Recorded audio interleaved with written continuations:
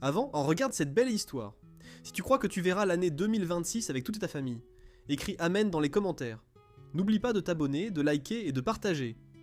On l'appelait personne, pas parce que c'était son prénom, mais parce que, pour les autres, il n'existait pas vraiment.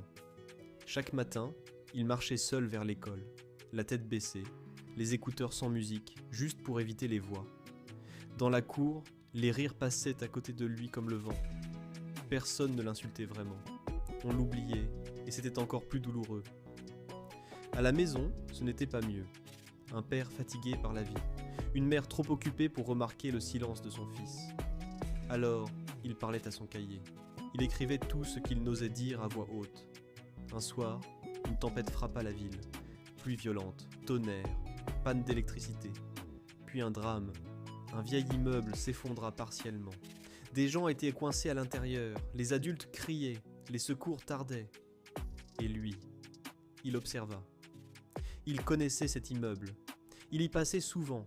Il savait où se trouvait l'ancienne sortie, presque oubliée. Sans réfléchir, il entra sous la pluie, guidé seulement par la peur et le courage. Il ressortit une femme, puis un enfant, puis un vieil homme. Ses bras tremblaient, ses jambes aussi, mais il continua, jusqu'à ce que les secours arrivent. Le lendemain, les réseaux sociaux parlaient d'un héros mystérieux.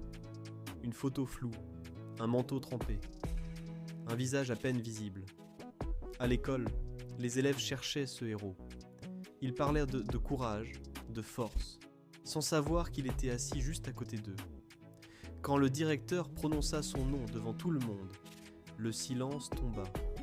Des larmes coulèrent sur ses joues. Pour la première fois, on le regardait vraiment.